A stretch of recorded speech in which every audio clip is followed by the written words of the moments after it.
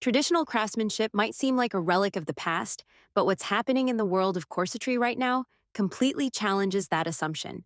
The revival of intricate hand sewing techniques is showing us how ancient skills are becoming revolutionary in modern fashion. That's fascinating. What specific techniques are making this comeback? Well, I recently encountered this remarkable cup corset that uses something called invisible bone panels. It's like architectural engineering meets haute couture. The creator managed to hide all the structural elements while maintaining perfect form and function.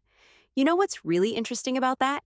Historical records show that similar techniques were used in the 1800s, but they were largely lost during the Industrial Revolution. Exactly right. And what's mind blowing is how these modern artisans are rediscovering and improving upon these methods. The invisible stitching alone requires such precision that it takes most craftspeople years to master. Hmm. That reminds me of a study I read about the decline of handcrafting skills. Apparently, we've lost nearly 75% of traditional textile techniques in the last century alone. That's exactly why pieces like this are so important. Take the modesty panel, for instance. It's this ingenious feature that requires understanding of both engineering and aesthetics. The way it's constructed allows it to move seamlessly with the lacing while maintaining perfect coverage. Speaking of lacing, isn't there some fascinating mathematics involved in corset construction? Oh, you know it. The golden ratio actually plays a huge role. Each panel has to be precisely calculated to create not just the right shape, but also to distribute tension evenly. It's like solving a complex equation in fabric form. Well, that explains why these pieces can command such high prices in the market. Some handcrafted corsets sell for upwards of $2,000. And when you consider that each one takes anywhere from 20 to 40 hours to complete, using techniques that few people have mastered, well, suddenly, that price makes a lot more sense.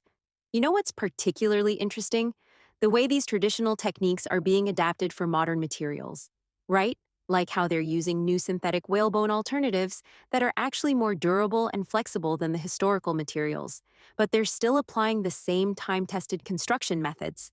That's such a perfect example of innovation meeting tradition. And here's what really gets me. According to recent market research, there's been a 300% increase in demand for handcrafted garments over the last 5 years. People are starting to recognize the value of these skills again.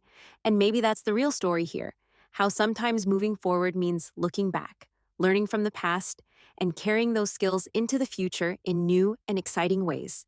It does. And as we wrap up, I think that's the key takeaway here. In our increasingly digital world, there's this growing hunger for things that carry the mark of human hands and human skill.